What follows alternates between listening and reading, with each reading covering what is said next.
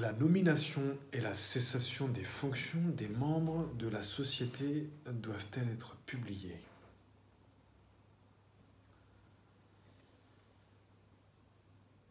Bonjour Bertrand Mario, avocat à la Cour. Outre les actes des sociétés qui doivent être publiés par extrait ou en entier, comme nous l'indiquions dans plusieurs de nos exposés précédents, d'autres événements de la vie de la société devront faire l'objet d'une publication. L'extrait des actes relatifs à la nomination et à la cessation des fonctions des membres dont les fonctions suivent devront être déposés et publiés conformément aux dispositions de la loi du 19 décembre 2002 sur le registre de commerce et des sociétés. Pour les sociétés anonymes, les SA, les sociétés en commandite par action, SCA, les sociétés à responsabilité limitée, SARL, les sociétés en commandite simple, les sociétés en commandite spéciale, SCSP, et les sociétés civiles, le cas échéant,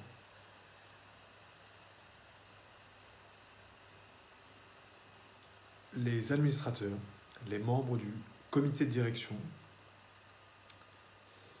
toutes ces fonctions-là devront être tous ces extraits des actes en question relatifs à la nomination et à la cessation des fonctions des membres dont les fonctions suivent devront être déposés et publiés conformément aux dispositions de la loi du 19 décembre 2002 sur le registre des commerces et des sociétés. Il s'agit donc, le cas échéant, pour les SA, les SARL, les SCA, les sociétés en commandite simple, les SCSP et les sociétés civiles,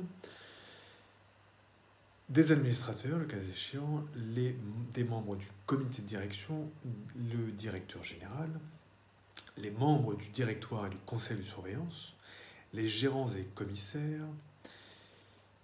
Deuxièmement, pour les sociétés par action simplifiée, les présidents et les directeurs.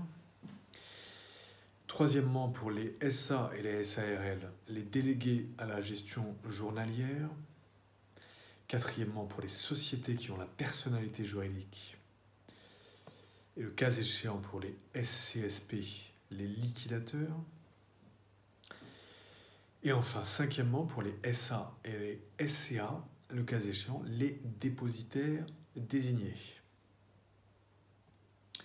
Voilà ces fonctions qui devront faire l'objet d'une publication par extrait des actes relatifs à la nomination et à la cessation de ces fonctions. Donc, pour aller plus loin, article 100-13, 1, premièrement, petit a à d, de la loi du 10 août 1915 sur les sociétés commerciales telles que modifiées.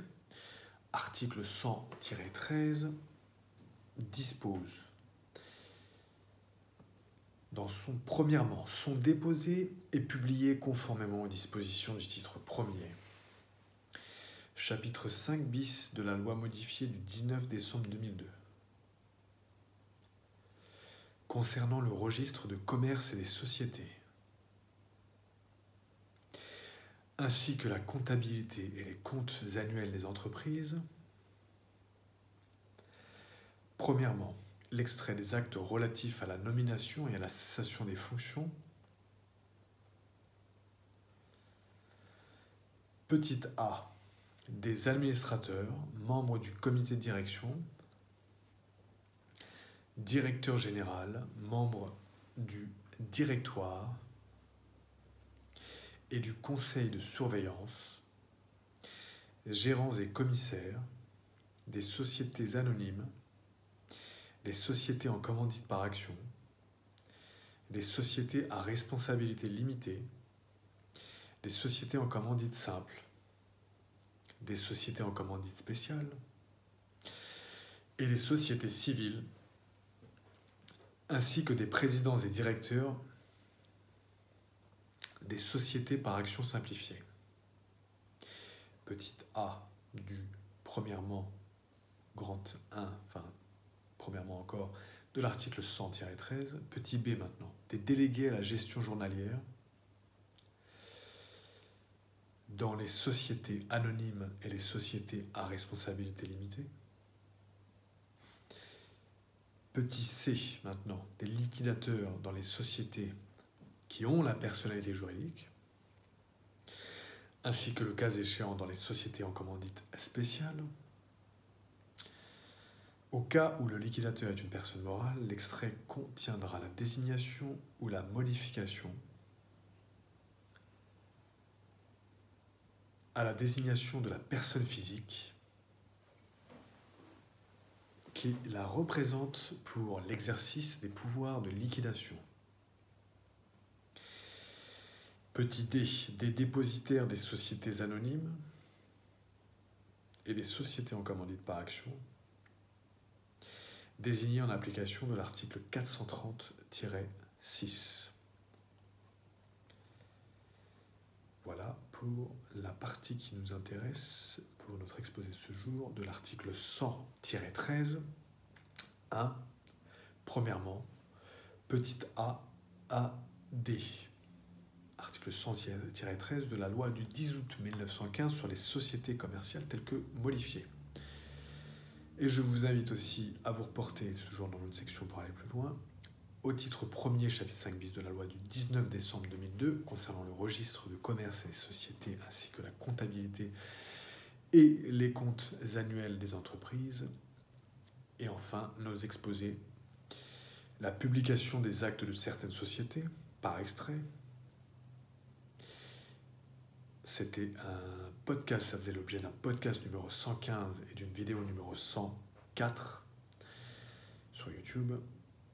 Et notre exposé qui suit était aussi mentions obligatoires et publication des statuts des sociétés. C'était le podcast numéro 114 et la vidéo numéro 103. Notre exposé de ce jour était donc la nomination et la cessation des fonctions des membres de la société doivent-elles être publiées? C'est l'objet d'un podcast numéro 116, d'une vidéo numéro 105. Bertrand Mariot, avocat à la Cour. À très bientôt.